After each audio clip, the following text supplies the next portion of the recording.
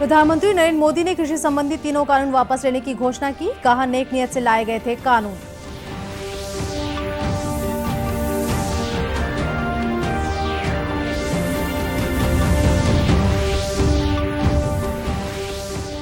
देश भर में गुरु नानक जयंती की धूम। प्रधानमंत्री, राज्यपाल और मुख्यमंत्री ने दी बधाई।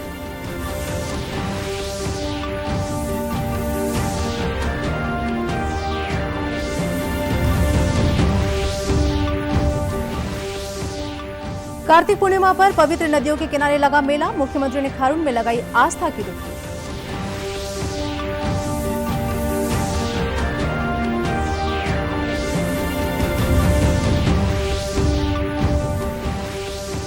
और देश में अब तक लगे 115 करोड़ 23 लाख से अधिक कोरोना रोधी टीके।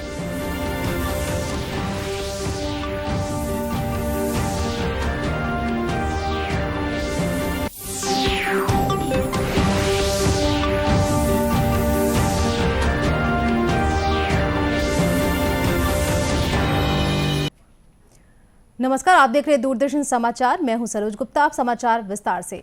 प्रधानमंत्री नरेंद्र मोदी ने आज कहा कि सरकार ने तीनों कृषि कानून वापस लेने का फैसला किया है। आज सवेरे राष्ट्र के नाम संबोधन में श्री मोदी ने घोषणा की कि संसद के आगामी सत्र में ये कृषि कानून निरस्त कर दिए जाएंगे। उन्होंने कहा कि तीनों कृषि कानून किसानों के हित में थे, लेकिन सरकार अपनी तमाम कोशिशों के बावजूद किसानों के एक वर्ग को समझा नहीं पाई। मैं आज देशवासियों से क्षमा मांगते हुए सच्चे मन से और पवित्र हृदय से कहना चाहता हूं कि शायद हमारी तपस्या में ही कोई कमी रही होगी, जिसके कारण दिए के प्रकाश जैसा सत्य कुछ किसान भाइयों को हम समझा नहीं पाए।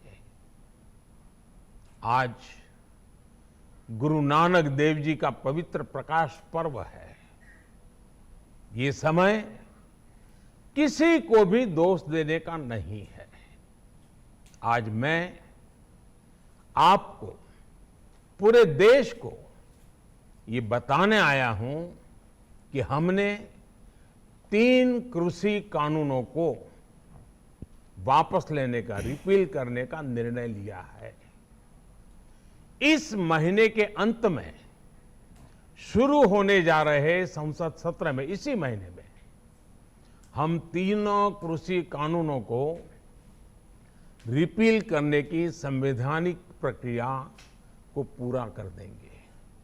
साथियों, मैं आज अपने सभी आंदोलनरत किसान साथियों से आग्रह कर रहा हूं, आज गुरु पर्व का पवित्र दिन है। अब आप अपने अपने घर लौटे, अपने खेत में लौटे, अपने परिवार के बीच लौटे। आइए एक नई शुरुआत करते हैं। मुख्यमंत्री भूपेश बघेल ने इस फैसले को लोकतंत्र की जीत बताया है। उन्होंने सोशल मीडिया पर लिखा कि गांधीवादी आंदोलन ने एक बार फिर अपनी ताकत दिखाई है। केंद्र सरकार को 3 काले कानून को वापस लेने पर बाध्य करने के लिए देश के किसानों को बधाई। यह किसानों की ही नहीं, अन्याय के खिलाफ लोकतंत्र की जीत है। कृषि कानूनों के खिलाफ आंदोलन कर रहे छत्तीसगढ़ किसान मजदूर महासंघ ने प्रधानमंत्री के फैसले का स्वागत किया है। किसान नेता तेजराम विद्रोही ने कहा कि किसान संगठन प्रधानमंत्री के इस फैसले का स्वागत करते हैं। साथ ही सभी फसलों का न्यूनतम समर्थन मूल्य घोषित करने और समर्थन मूल्य की गारंटी वाला कानून लाने की मांग करते हैं। आंदोलन कर रहे हैं, जो आगामी 26 तारीख है वो 1 साल पूरा हो जाएगा।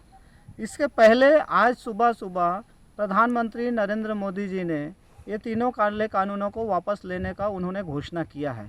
इसका हम किसान संगठन इस घोषणा का स्वागत करते हैं। साथ ही नरेंद्र मोदी जी से कहना चाह रहे हैं कि यह बात उसी समय हो जानी चाहिए थी जब आप अध्यादेश के रूप में लाए थे, और यह बात उसी समय हो जाती तो आज लगभग जो 700 किसानों ने अपने प्राणों की आहुति दी है वह नहीं होता।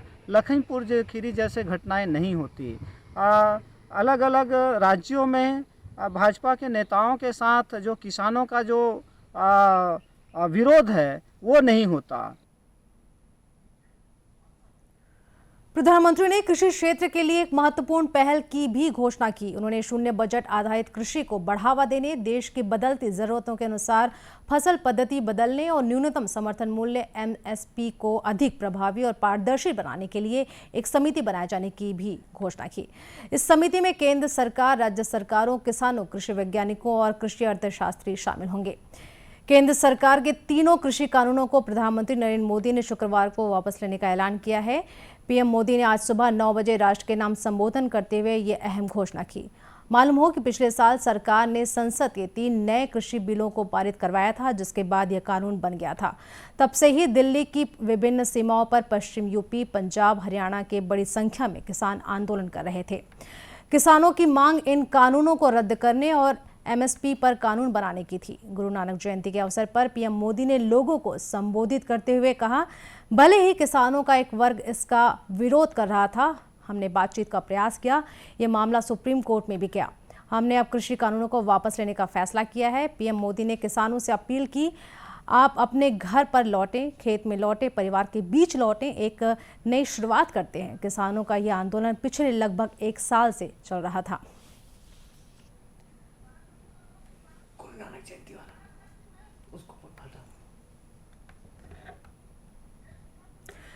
देश दुनिया में आज प्रकाश पर्व की धूम है। प्रधानमंत्री नरेंद्र मोदी ने आज प्रकाश पर्व के विशेष अवसर पर श्री गुरु नानक देव जी के सद्विचारों और आदर्शों को याद किया। एक ट्वीट में श्री मोदी ने कहा कि गुरु नानक देव जी का सेवा भाव सबके लिए प्रेरणा का स्रोत है।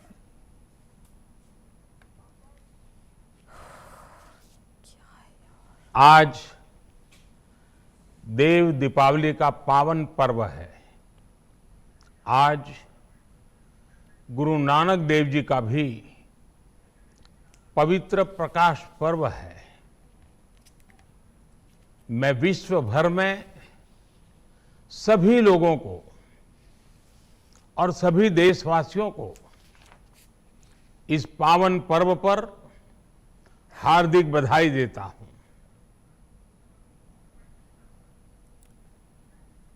राज्यपाल अनुसुईया उइके ने गुरु नानक जयंती की शुभकामनाएं दी हैं। उन्होंने कहा कि गुरु नानक देव जी ने सामाजिक कुरीतियों को दूर करने में प्रमुख योगदान दिया।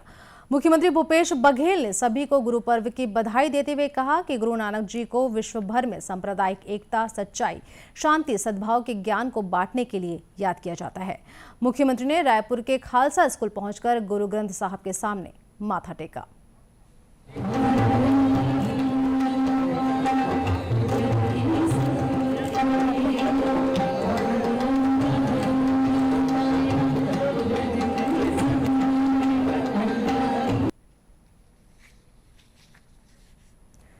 प्रदेश भर के गुरुद्वारों में प्रकाश पर्व पर विशेष आयोजन किए जा रहे हैं। इस दौरान गुरुवाणी के पाठ और कीर्तन का भी आयोजन हुआ। आज कार्तिक पूर्णिमा है। प्रदेश भर में पवित्र नदियों के किनारों पर आस्था का मेला लगा हुआ है। श्रद्धालुओं ने नदी में स्नान कर विधि विधान से पूजा अर्चना की है। मुख्यमंत्री भूपेश बघेल सुबह सुबह रायपुर के महादेव घाट पहुंचे। वहां उन्होंने खारून नदी में स्नान कर पूजा अर्चना की। मुख्यमंत्री श्री भूपेश बघेल ने आज कार्तिक पुन्नी के अवसर पर प्रातः रायपुर के महादेव घाट पहुंचकर खारून नदी में कार्तिक पूर्णिमा स्नान कर प्रदेशवासियों की सुख समृद्धि की कामना की।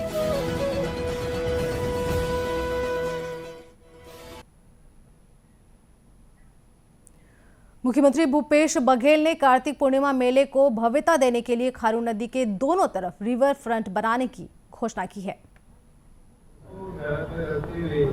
पहले हम लोग रिवर फ्रंट बनाने के सोच रहे थे, लेकिन कोरोना काल के कारण से इसमें विलम्ब हुआ है। ये नदी के किनारे किनारे रिवर फ्रंट हम बना दें, ताकि जिस प्रकार से यहाँ व्यवस्था उसी प्रकार से उस पार भी व्यवस्था हो। कार्तिक पूर्णिमा के अवसर पर राजनांदगांव जिले के मोहारा स्थित शिवनाथ नदी में श्रद्धालुओं ने दीपदान कर भगवान शिव की आराधना विधि विधान से पूजा अर्चना की। नगर निगम प्रशासन ने यहां 3 दिवसीय मोहारा मेले का आयोजन किया है। के कारण अभी बंद था, लेकिन इस साल हुआ है, पूर्ण मिला, तो बहुत ही अच्छा लग रहा है और अरेंजमेंट बहुत ही अच्छा किया है।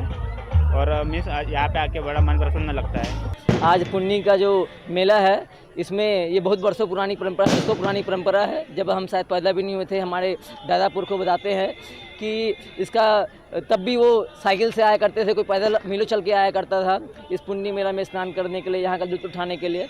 तो बहुत ही विहंगम दृश्य पहले भी होता था और बहुत ही इसकी न्यारी लीला है और बड़ा ही अलग महत्व है। जांजगीर चांपा के चंद्रपुर में महानदी तट पर महाआरती हुई, जहां चंद्रपुर विधायक राम कुमार यादव, पूर्व आईएएस ओपी चौधरी मौजूद रहे। इस दौरान क्षेत्र के सैकड़ों लोग भी महानदी की महाआरती में शामिल हुए। छत्तीसगढ़ में कोरोना की संक्रमण दर 0.10% रह गई है। बीते 24 घंटों में प्रदेश भर में कोरोना संक्रमण के केवल 26 नए मामले सामने आए हैं। 15 जिलों में कोरोना का कोई नया मरीज नहीं मिला है। प्रदेश में अब कोरोना के सक्रिय मामलों की संख्या 272 ही बची है।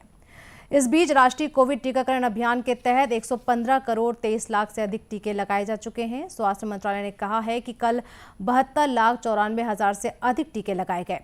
देश में पिछले 24 घंटों के दौरान कोरोना के 11,000 नए मामले सामने आए हैं। देश में अब 1,26,620 सक्रिय मामले हैं। सक्रिय मामले कुल मामलों के 1% से भी कम हैं।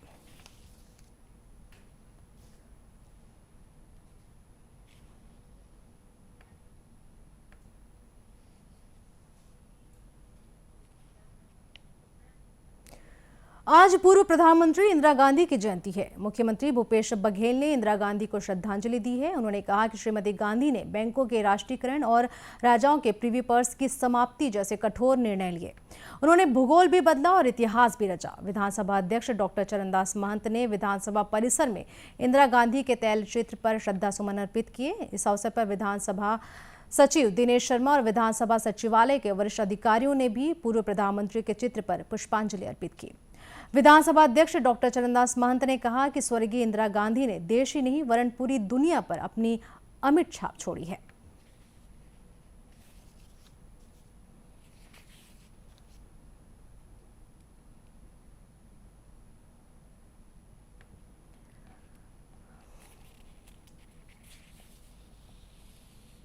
श्रीमती इंदिरा गांधी जी ने जिस प्रकार से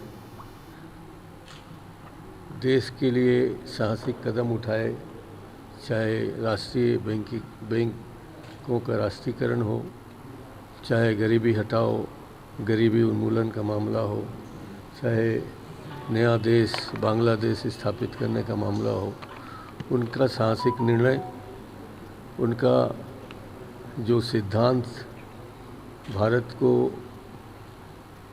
अखंड राष्ट्र बनाने में, भारत को मजबूती दिलाने में, अंतर्राष्ट्रीय सेवाओं के साथ भारत के संबंध को जोड़ते हुए जिस ढंग से उन्होंने पंडित जवाहरलाल नेहरू जी के कार्यों को आगे बढ़ाया, ये सभी बातें हम सब के लिए प्रेरणादायी हैं।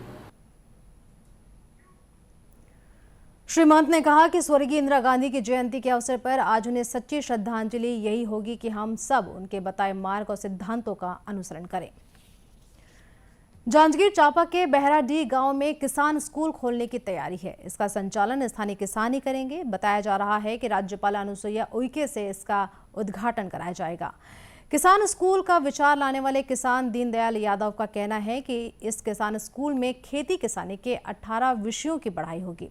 इस किसान स्कूल में अंगूठा छाप से लेकर पढ़े लिखे किसानों को खेती की शिक्षा दी जाएगी। मैं आज तक के देखें कि बहुत कन स्कूल है, लेकिन स्कूल में लड़का मन के ही पढ़ाई होते हैं। लेकिन आज हमारे भारत देश के जो अर्थव्यवस्था है वो हमारे खेती किसानी पर आधारित है। हमन के मन में इसके खेती किसानी ला ले करके काबर के किसान मन भी के एक स्कूल खोलना चाहिए। और वैसे भी कृषि विभाग में एक आत्मा में योजना है कि फार्म स्कूल खोले के, लेकिन वो कागज में तक के सीमित रह गए। लेकिन हमन किसान भाई मन हमारे बहराडीह गाँव में पूरा के जिला के जो प्रगतिशील किसान हैं, नवाचारी किसान हैं, हम सब के सहयोग से किसान मन के लिए किसान स्कूल जो खोले हैं वो आपके जांजगीर चांपा जिला छत्तीसगढ़ नहीं बल्कि भारत के पहला स्कूल हो ही किसान मन के। बहराडीह गांव ने कृषि क्षेत्र में नवाचार के लिए छत्तीसगढ़ और देश में पहचान बनाई है। अब बहराडीह गांव में किसान स्कूल खोलकर किसानों ने इस गांव की प्रसिद्धि बढ़ा दी है। अंत में मुख्य समाचार एक बार फिर। प्रधानमंत्री नरेंद्र मोदी ने कृषि संबंधी तीनों कानून वापस लेने की घोषणा की। कहा, नेक नियत से लाए गए थे कानून।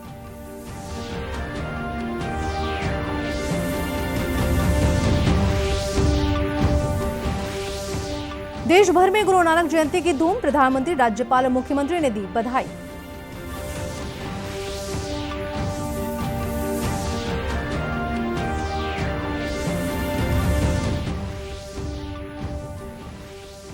कार्तिक पूर्णिमा पर पवित्र नदियों के किनारे लगा मेला। मुख्यमंत्री ने खारून में लगाई आस्था की डुबकी।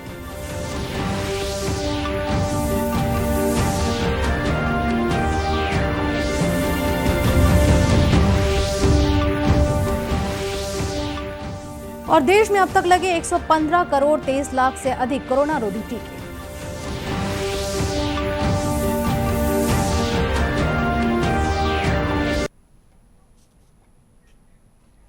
इसी के साथ ये समाचार बुलेटिन समाप्त हुआ। नमस्कार।